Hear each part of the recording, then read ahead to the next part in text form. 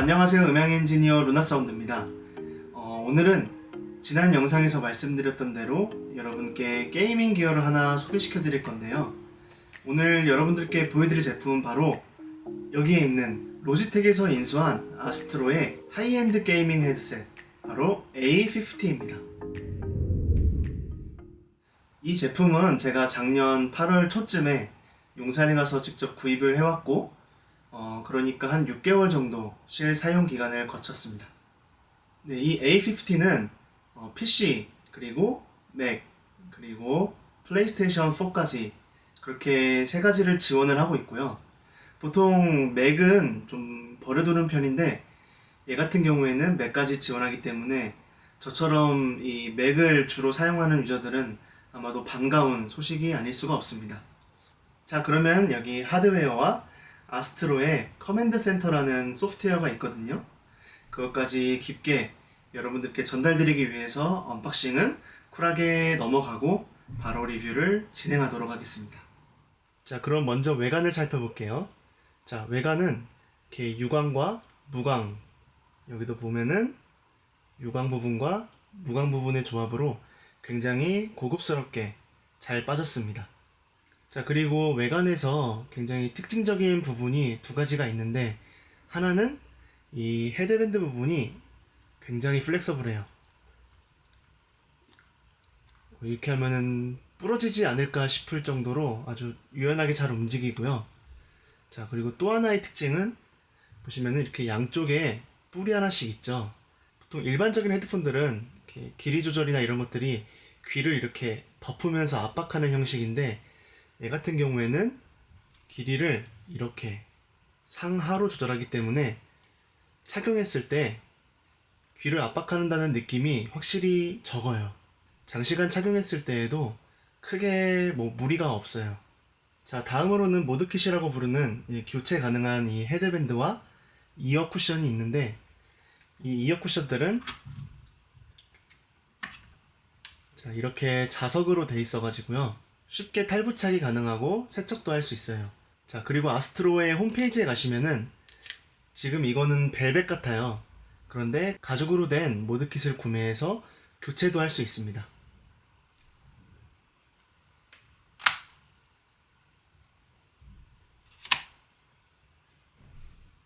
자, 얘는 40mm의 네오디듐 마그네틱 드라이버가 장착이 되어 있고요. 그리고 오픈형입니다. 전 개인적으로는 클로즈 타입보다 이런 오픈형을 선호하는데, 이런 오픈형의 특징은 자연스러운 재생이나 그리고 공간감, 장시간 사용했을 때에도 피로가 덜하다는 그러한 장점이 있죠. 보통 게임 하시는 분들이 1시간, 2시간 정도 하는 분들도 있지만은, 게임을 오래 하다 보면은 클로즈드 타입은 장시간 사용했을 때에는 굉장히 땀도 많이 차고 답답하기 때문에 오히려 게이밍 같은 경우에는 이런 오픈 타입이 좀 더 나을 수 있어요. 다만 오픈형이면은 이런 소리가 새어나올 수 있지 않냐, 시끄럽지 않냐 할 수 있지만은, 제가 사용해본 결과 그렇게 시끄럽거나 소리가 많이 새어나오진 않아요. 그런 부분에서는 굉장히 잘 만들었죠? hat지 왔어? 야. 자, 얘의 주파수 응답 특성은 20에서 20kHz까지 재생을 하고 있고요. 이 20에서 20kHz는 이제 사람이랑 나이에 따라서 차이가 있겠지만은 인간의 가청 주파수 범위예요.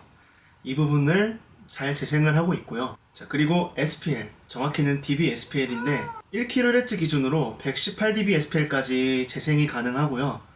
118dB/SPL이면은 상당히 큰 소리예요. 자동차 경적 소리 그 이상이기 때문에 여러분들이 게임을 하면서 소리가 작아서 고생을 하는 그러한 일은 없을 것 같아요. 다만 이제 이렇게 큰 소리에 노출될 경우에는 여러분들 청력에 이상이 생길 수가 있거든요. 자, 그래서 한 4, 50분 정도 사용했을 때는 한 1, 20분 정도는 쉬어주는 게 여러분들의 청력에 도움이 됩니다. 이런 큰 소리 너무 이렇게 오래 듣고 있지 마세요. 여러분들 나중에 고음역대가 안 들려서 가는귀 먹는다고 하죠. 그런 경우가 발생할 수가 있습니다. 자, 다음으로는 마이크를 살펴볼 건데요. 얘의 마이크는 6.0mm 단일 지향성 마이크입니다. 이 단일 지향성 마이크라는 게 어떤 의미냐면요. 자, 마이크를 내려볼게요. 자, 마이크의 수음부가 이렇게 있죠? 이게 입을 향해 있어야 되는 거예요. 자, 그러면은 단일 지향성이기 때문에 얘가 수음할 수 있는 범위가 이 입 쪽이 되는 거예요.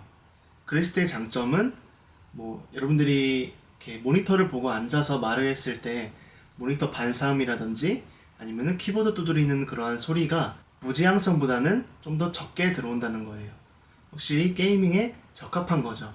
자, 그리고 이 마이크는 이렇게 위로 올리면은 뮤트가 되고 내리면은 뮤트가 풀리기 때문에 여러분들이 뭐 게임 중에 전화를 하거나 아니면 화장실을 갈 때 아주 편하게 사용할 수가 있습니다. 자, 다음은 이 몇 개의 버튼들이 있는데 이 부분에 관해서 좀 설명을 드릴게요. 자, 이 맨 위에 흰색 불이 들어와 있는 거는 전원 스위치예요. 이렇게 내리면은 꺼지고 다시 올리면은 켜지게 되죠. 자, 그리고 이 중간에 있는 버튼은 자세히 보시면은 자그맣게 뭐 헤드폰 모양이 있는데 이거는 이제 돌비 오디오를 활성화시키느냐 비활성화시키느냐 버튼이에요. 자, 그래서 돌비 오디오를 활성화시키지 않은 일반적인 상태에서는 여기 LED 부분에 별표가 뜨고요. 얘를 눌러서 활성화를 시키면은 헤드폰 모양으로 바뀝니다. 자, 그런데 이 돌비 오디오는 조금 호불호가 갈릴 것 같아요. 돌비 오디오를 작동하면은 공간감이 갑자기 이제 확 살아나면서 실제 그 전장, 그 필드에 있는 듯한 현실감이나 그런 웅장함은 더해지지만은 정확한 모니터링은 좀 어려워요. 저도 이제 배틀그라운드를 많이 하는데 이 돌비 오디오를 끈 상태에서 했을 때는 정확한 모니터링이 가능해요. 총소리가 어디서 나는지, 뭐 차가 어디에서 어디로 움직이는지 그러한 부분들이 정확하게 들리는데 이 돌비 오디오를 활성화했을 때는 소리가 많이 좀 뭉치고 뭉개져요. 그리고 뭐 한 500에서 한 600Hz 그 정도 부분이 좀 듣기 싫게 부스트가 돼요. 이 공간감을 위해서 정확한 모니터링을 포기한다. FPS 게임에서 정확한 소리를 못 듣는다는 거는 굉장히 큰 마이너스가 아닐 수가 없죠. 그래서 저는 항상 이 돌비 오디오를 이렇게 끄고 합니다. 그리고 이 돌비 오디오를 켰을 때 가장 큰 문제, 제가 이걸 안 사용하는 이유는 이게 최종 출력단에 걸려서 헤드폰으로 이제 재생이 되기 때문에 디스코드 또는 뭐 인게임 보이스 이것도 같이 공간감이 생기고 울려버려요. 사람 목소리가 울려가지고 제대로 게임을 할 수가 없어요. 이게 가뜩이나 주변 소리도 울려가지고 모니터링이 잘 안 되는데 이게 같이 게임하는 사람들 목소리까지 울리니까 거의 뭐 대환장 파티죠. 다만 이렇게 사람들하고 같이 게임하거나 이런 FPS류가 아닌 게임들, 뭐 싱글플레이나 음악, 영화 같은 거 볼 때는 그렇게 썩 나쁘지는 않아요. 뭐 주구장창 켜놓고 듣기에는 조금 부담스럽지만은 가끔 뭐 특별한 뭐 재미를 위해서 지루할 때 그럴 때 한 번씩 켜고 들으면은 그건 나쁘지 않은 것 같아요. 자, 다음 버튼은 이퀄라이저 버튼인데 소프트웨어 볼 때 나오겠지만은 이퀄라이저 그 프리셋을 세 가지를 지정해 놓을 수가 있어요. 그리고 얘를 누를 때마다 이렇게 번호가 바뀝니다. 1번 프리셋이 불러와지고 2번 프리셋이 불러와지고 3번 프리셋이 불러와지고 자, 여기 보시면은 컴퓨터에서도 뭔가 변하는 거를 보실 수 있죠. 자, 이거의 장점은 뭐 1번은 게임, 2번은 영화, 뭐 3번은 음악 이런 식으로 미리 저장을 해 놓을 수도 있고요. 아니면은 그 게임별로 따로 EQ 프리셋을 지정을 해서 저장을 해 놓을 수가 있는 거죠. 자, 그리고 여기 아래에 보시면은 이렇게 휠이 하나 있는데 이거는 볼륨 휠이에요. 이렇게 위로 올리면은 소리가 커지고 내리면은 소리가 작아집니다. 자, 그리고 이쪽 측면에는 뭐 좋은 기능이 하나 있는데 바로 게임과 보이스 이거의 밸런스를 조절할 수 있는 버튼인 거예요.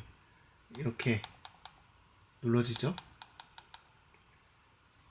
자, 보이스 쪽을 이렇게 누르면은 음성이 커지고 게임 쪽을 누르면은 음성이 작아지면서 여러분들이 쉽게 게임과 보이스의 밸런스를 조절할 수가 있습니다. 자, 그리고 하단에는 충전부가 있는데요. 여기 이렇게 해서 USB 케이블로 충전할 수도 있고 여기 베이스 스테이션에 올려놓아서 충전할 수도 있어요. 보시면 여기는 두 개, 여기는 하나이기 때문에 베이스 스테이션에 다르게 놓을 수가 없죠. 그래서 이렇게 올려놓으면은 충전이 됩니다. 자, 이 베이스 스테이션을 보면은 3세대와의 가장 큰 차이점이 보이는데 3세대 같은 경우에는 좀 더 이렇게 널찍했죠. 판 모양의 베이스 스테이션이었다면은 4세대에 와서는 크기가 좀 더 컴팩트해졌지만은 무게는 늘어나서 훨씬 더 이 안정감이 생겼습니다. 그리고 3세대에서 있었던 그런 충전각 이슈도 어느 정도 해결이 되었다고 합니다. 자, 베이스 스테이션을 살펴보자면요. 전면에는 아스트로 로고가 있고요. 그 다음에 이 4개의 점으로 된 인디케이터가 바로 충전량을 표시해 주는 거예요.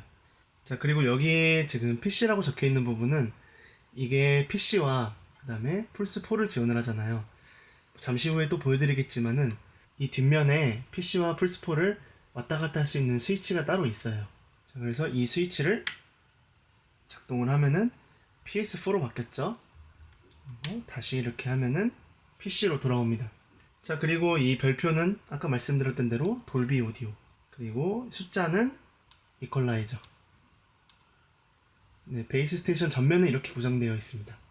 베이스 스테이션의 뒷면을 보시면은 PC와 플스를 왔다 갔다 할 수 있는 그런 스위치가 있고, 그 다음에 USB 충전 포트, 그리고 옵티컬 인아웃 단자, 그 다음에 억스인, 마이크 아웃, 그리고 PC와 연결하는 이 마이크로 USB 꽂을 수 있는 포트가 있습니다. 자, 외형적인 부분은 여기까지고, 한 가지 더 살펴볼 거는 배터리. 무선이기 때문에 배터리 중요하죠. 배터리는 완충 시에 15시간까지 사용할 수 있다고 하는데요. 제가 15시간까지는 못 해보고 한 12시간 정도까지는 해봤어요. 그런데 배터리가 살아있는 걸로 봐서 뻥스펙은 아니다 라는 거를 확인할 수가 있었습니다. 다음으로는 무선에 관한 내용인데요. 이전 세대인 3세대에서는 5.0GHz를 채용했다가 이번 4세대에서는 2.4GHz 대역을 채용을 했습니다. 이유야 뻔하죠. 5기가 대역이 2.4 대역에 비해서 레이턴시도 적고 직진성도 좋지만은 한 가지 문제가 회절성이 떨어져요. 자, 회절성이 떨어지면은 사물이나 사람, 벽 등 이 주변 환경에 영향을 받고, 여기에 영향을 받으면은 이제 무선의 안정성이 떨어지게 되는 거죠. 자, 게임하다가 화장실을 가거나 할 때 이거를 쓰고 가면은 우리 팀이 내 욕을 하나 안 하나 그거를 들을 수가 있는데, 이 무선이 끊겨가지고 못 들으면은 이 무선 헤드셋의 근본에 어긋나는 거죠. 자, 그런 면에서 2.4기가 채용한 거는 아주 훌륭한 선택이라고 할 수가 있습니다. 자, 다음으로 무선 전송거리는 15m라고 하는데요. 이거는 사용자의 환경에 따라서 굉장히 영향을 많이 받기 때문에 정확하게 15m가 나온다 라고 이야기할 수는 없을 것 같아요. 다만 저의 경우에는 제가 게임하는 방이랑 화장실까지가 직선거리로 약 10m 정도 되는데 거기까지는 괜찮았었습니다. 자, 일단 여기까지 하드웨어에 관한 부분에 대해서 알아봤는데요. 그래도 역시 여러분들이 궁금하신 거는 사운드에 관한 부분이겠죠? 자, 그 전에 여러분들이 한 가지 아셔야 할 게, 보통 헤드폰은 저 같은 엔지니어들이 사용하는 모니터링용과 음감용, 크게 이렇게 구분을 할 수가 있어요. 모니터링은 말 그대로 정확한 모니터링이 필요할 때 사용을 하는데요. 엔지니어들이나 뮤지션들이 자신이 작업하는 작업물들 또는 결과물들을 객관적으로 듣기 위해서 사용하는 제품이에요. 그래서 주파수 응답 특성이 굉장히 평탄한 것들, 그냥 듣기에는 조금 심심한데 그러한 걸로 들어야 나중에 결과물에 문제가 생기지 않기 때문에, 그래서 그러한 제품군이 있고요. 반대로 음감용은 좀 더 재미를 추구하는 제품들이에요. 음악이나 게임들이나 이런 것들을 좀 더 다이나믹하게 듣기 위해서 특정 주파수 대역들에 손을 대가지고 어떤 것들은 저음이 쿵쿵쿵 울린다든지, 아니면은 보이스 대역을 확 튀어나오게 한다든지, 그러한 재미를 느낄 수 있게 만든 제품들이 바로 음감용 제품들이에요. 그런 면에서 이 A50는 정확히 음감용으로 분류할 수 있는 제품입니다. 자, 그런데 사운드적인 느낌을 이야기하기 전에 제가 이거 소프트웨어 열어보고서 굉장히 의아했던 점이 있어요. 자, 보시면은 처음에 EQ 프리셋들이 이렇게 준비가 되어 있는데 특이한 점 하나 보이세요?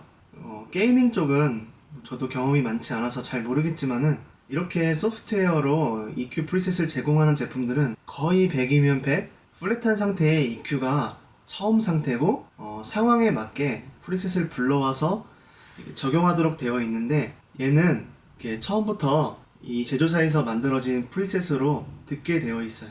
자, 그렇지만 EQ를 수정할 수가 있기 때문에 저는 일부러 플랫한 프리셋을 만들어서 한번 들어봤는데, 제조사가 왜 이렇게 내놨는지 그 이유를 좀 알 것 같더라고요. 플랫한 상태도 그렇게 나쁜 편은 아닌데 2-3kHz 정도, 이게 귀에 꽂히는 대역인데 여기가 조금 부스트 되어 있어가지고 귀가 좀 따갑게 느껴질 수가 있어요. 그리고 300에서 600Hz 정도, 이 부분도 좀 올라와 있어가지고 전반적으로 좀 정리가 덜 되었다는 느낌이에요. 그래도 다행인 건 제가 헤드폰이나 스피커가 좋다고 느끼는 거에는 뭐 여러 가지가 있겠지만, 굉장히 중요하게 생각하는 것 중에 하나가 고음역대에서 디스토션이 없이 시원하게 빠지는 건데, 이게 뭐 대박까지는 아니더라도 중박까지는 되고, 그리고 저역대의 반응도 괜찮은 편이에요. 반응 속도도 괜찮고, 그 다음에 초저역대 재생도 뭐 충실하게 하는 편이라서 이 정도면 충분히 EQ질 해가지고 만들어 쓸 수 있겠다는 그런 생각이 들었어요. 아마 제조사도 그래서 플랫한 상태의 프리셋을 제공하지 않고 자신들이 만들어 놓은 프리셋을 먼저 듣도록 그렇게 출시를 하지 않았나 싶어요. EQ가 있어도 제대로 만질 수 있는 소비자들이 많지 않기 때문에 아마 이게 더 오히려 친절한 방법이 아닐까, 그런 생각도 들긴 해요. 자, 그러면은 이 헤드셋 중에 헤드폰에 관한 부분은 이야기를 다 했는데요. 한 가지가 더 남아있죠. 바로 여기 있는 마이크인데요. 이 헤드폰은 여러분들이 직접 들어보지 않으면은 사실 느낄 수 없지만은, 이 마이크는 여러분들께 녹음해서 바로 들려드릴 수가 있잖아요. 그래서 바로 들려드리도록 하겠습니다. 하나 둘, 하나 둘 셋, 하나 둘 셋. 아스트로 A50 마이크의 음량과 음질을 테스트 중입니다. 하나 둘 셋, 하나 둘, 하나 둘 셋. 아스트로 A50 마이크의 음량과 음질을 테스트 중입니다. 자, 어떠세요? 사람마다 뭐 좋고 나쁜 거에 차이가 있기 때문에 뭐라고 딱 말할 순 없지만은, 제 개인적으로 느끼기에는 나쁘지는 않다, 하지만 좋지도 않다. 하이엔드를 표방하고 금액도 39만원대인데 조금 더 좋게 만들 수 있지 않았을까라는 좀 그러한 아쉬움이 남네요. 보통 충실한 팬, 속된 말로 바를 만드는 그러한 브랜드들, 옛날 애플이 그랬죠. 그러한 브랜드들의 특징은 소비자로 하여금 감동을 느끼게 해주는데, 그러한 부분에서 이 A50는 정말 살짝 조금 아쉬운 부분이 있어요.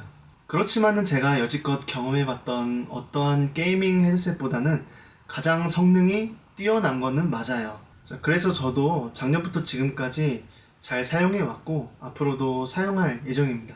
자, 그러면은 여기서 헤드셋 자체의 리뷰는 마치고 다음 시간에는요, 얘의 소프트웨어인 바로 아스트로 커맨드 센터, 그 부분을 살펴보면서 얘의 사운드를 좀 더 좋게 할 수 있는 그런 EQing, 그러한 부분들에 대해서 한번 여러분들과 함께 나눠보도록 할게요.